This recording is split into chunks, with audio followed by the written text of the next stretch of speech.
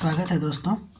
Study for UPSC में हम लोग अभी जो चल रहे हैं वो कॉन्स्टिट्यूशन डॉक्ट्रिन पे चल रहा है, जो प्रीलिम्स के लिए बहुत ही इम्पोर्टेंट टॉपिक हो सकता है। उसका पार्ट 2 हम लोग देखने जा रहे हैं। तो उसमें पार्ट 1 में हम लोगों ने 2 डॉक्ट्रिन को देख लिया था। एक तो देख लिया था डॉक्ट्रिन ऑफ प्लेजर और दूसरा देखा था हम लोगों ने डॉक्ट्रिन ऑफ टेरिटोरियल नेक्सस। अब हम लोग देखेंगे डॉक्ट्रिन ऑफ कलरफुल लेजिस्लेशन या कलरेबल लेजिस्लेशन भी इसको कहते हैं, यानी कि छद्म विधायन का सिद्धांत। ठीक, ध्यान से समझिएगा इसको। कहता है अगर कोई विधानमंडल, ये राज्य विधानमंडल की बात करता है, ठीक है, सतह पर एक चीज दिखाए, यानी कानून का उद्देश्य कुछ और बताए लेकिन असल उद्देश्य कुछ और हो, ठीक है, यानी कि जो उसकी शक्ति से बाहर हो, तो ऐसे कानून को कलरेबल लेजिस्लेशन कहते हैं। ठीक है, अगर हम सरल अर्थों में कहें तो जो काम सीधे नहीं कर सकती उसे घुमा फिरा कर करने का प्रयास। ठीक है, या फिर और सिंपल अर्थ में कहें तो यह सिद्धांत तब उत्पन्न होता है जब कोई विधानमंडल अपनी अधिकारिता से बाहर कानून बनाते, यानी कि जो उसको अधिकार है ही नहीं और वो अधिकार वो बनाना चाहेगा, तो वही क्या कहलाएगा, कलरेबल लेजिस्लेशन। ठीक है, यानी कि करना कुछ और चाहता है और दिखाना कुछ और।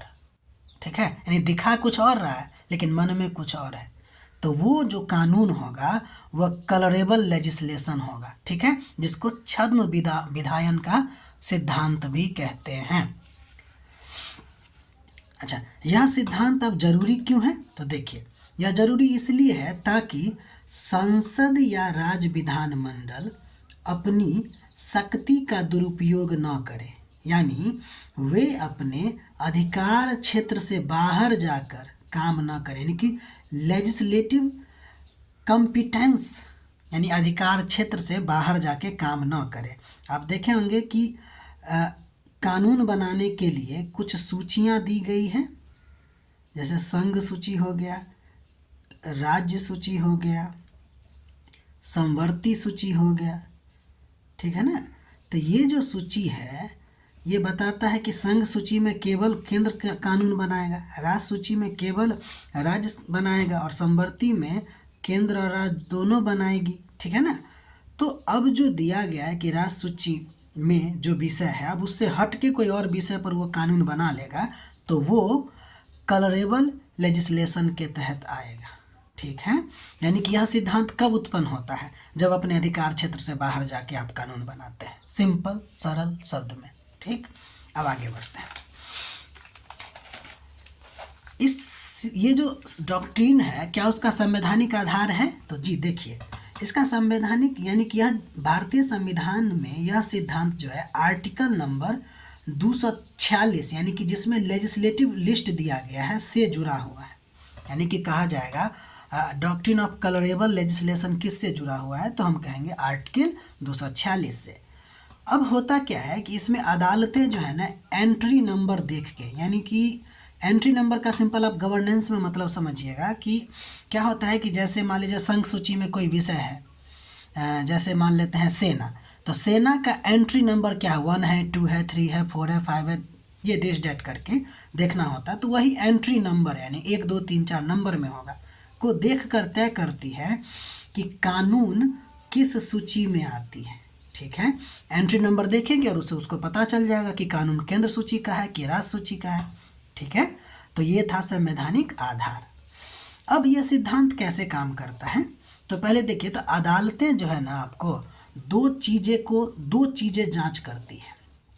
पहला तो ये कि क्या यह विधानमंडल के पास, यानी कि क्या विधानमंडल के पास उस विषय पर कानून बनाने की शक्ति है, यानी कि विधानमंडल कोई कानून बनाया तब अदालत उसको जांच करेगी कि जो ये कानून बनाया है उस विषय पर कानून बनाने की शक्ति है कि नहीं, और क्या कानून बाहरी रूप से कुछ और दिखाता है लेकिन अंदर से कुछ और कर रहा है क्या।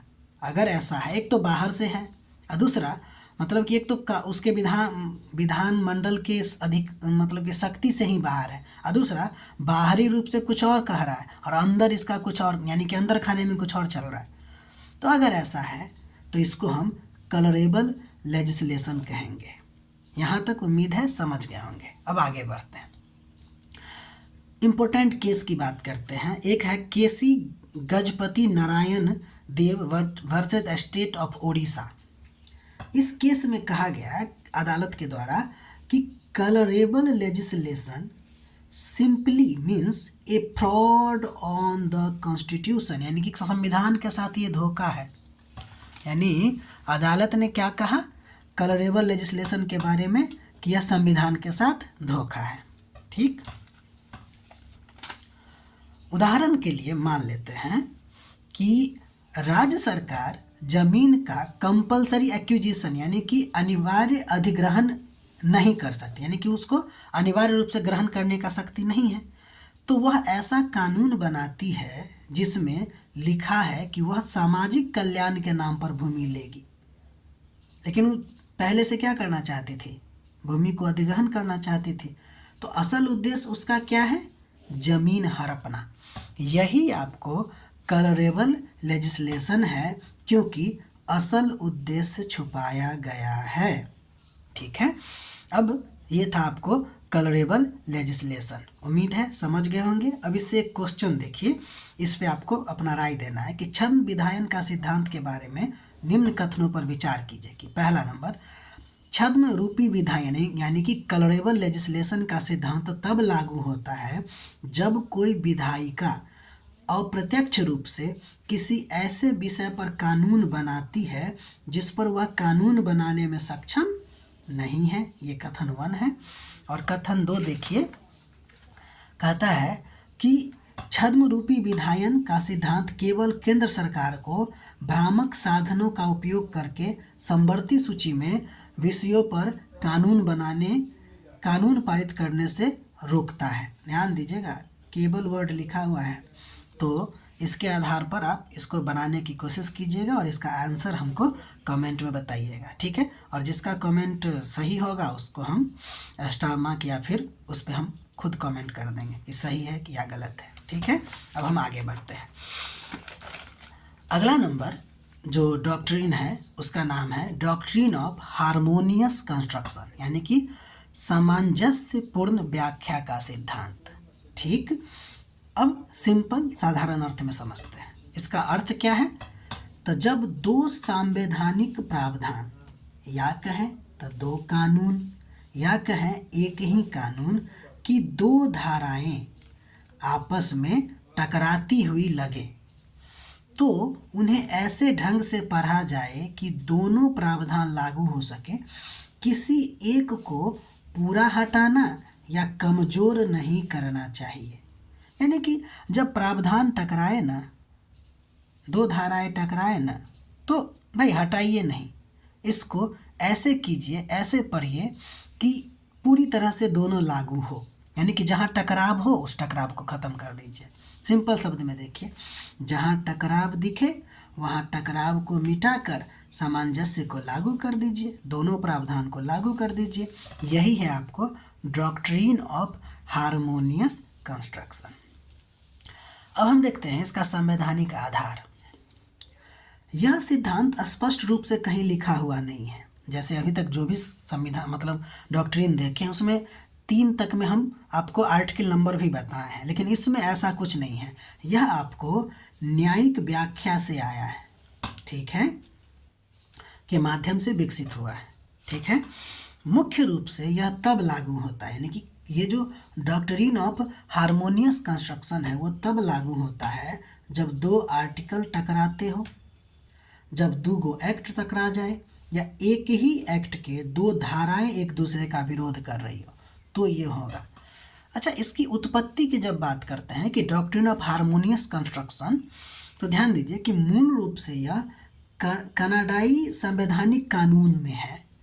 अगर हम भारत में कहें कि भारत में ये कहाँ से आया है, तो 1935 के भारत सरकार अधिनियम के तहत मामला उठा और उस मामले के तहत इसको लाया गया। ठीक है, सिंपल मतलब समझिए कि पहले ये जो डॉक्ट्रिन ऑफ हार्मोनियस कंस्ट्रक्शन है वो हमारे संविधान में तो लिखा नहीं है, लेकिन 1935 के अधिनियम के तहत जो है यह मामला उभर कर सामने आया था। ठीक है, अब मूल रूप से कनाडाई संवैधानिक कानून से आया है। ठीक है, अब आगे बढ़ते हैं, इससे रिलेटेड महत्वपूर्ण केस की बात करते हैं। तो वेंकट रमणा देवारू वर्सेस स्टेट ऑफ मैसूर 1958 का केस है।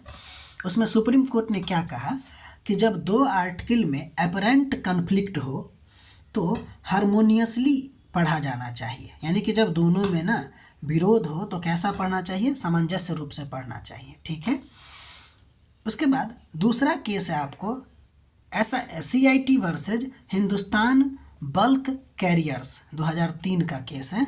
इसमें कोर्ट जो है 5 प्रिंसिपल दिया था, 5 सिद्धांत दिया था। क्या दिया था, ध्यान से पढ़िएगा कि provision must be read as a whole. ठीक है, दूसरा each provision must be given meaning. ठीक है, तीसरा अवॉइड कन्फ्लिक्ट। चौथा constitution does not have waste word. ठीक है, और पांचवा give maximum effort to each clause. ठीक है, ये सब हम हिंदी बताने नहीं जा रहे हैं, आप लोग भी मेहनत कीजिए और इसका हिंदी देखने की कोशिश कीजिए। ठीक है, ये बहुत ही बेहतरीन बातें इसमें कहा गया है।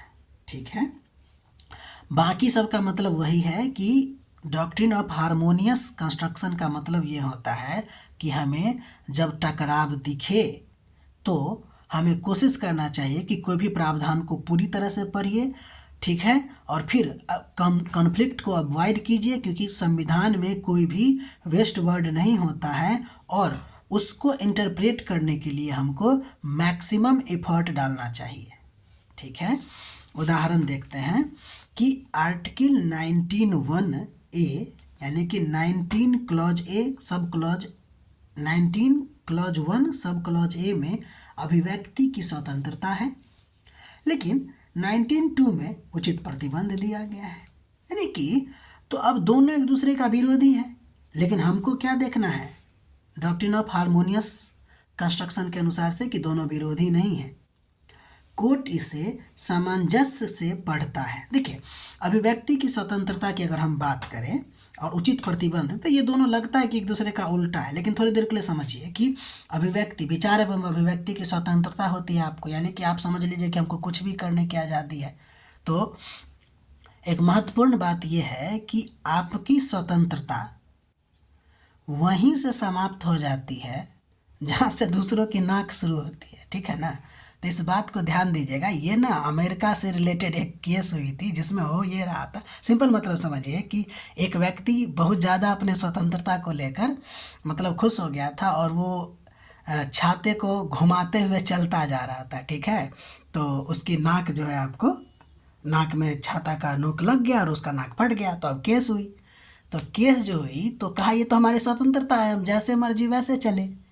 तो कोर्ट ने कहा कि भाई तुम्हारी स्वतंत्रता वहीं पे ख़त्म हो जाती है जहाँ से दूसरों की नाक शुरू होती है। ठीक है, तो स्वतंत्रता पर ना प्रतिबंध लगना ज़रूरी होता है। ठीक है, इसलिए उचित प्रतिबंध है। तो ये ना विरोधी नहीं है, ये क्या है, सामंजस्य है। यानी कि एक तो अधिकार भी है और आपके अधिकार से किसी को हानि ना पहुँचे, इसलिए उसको सुरक्षा भी है।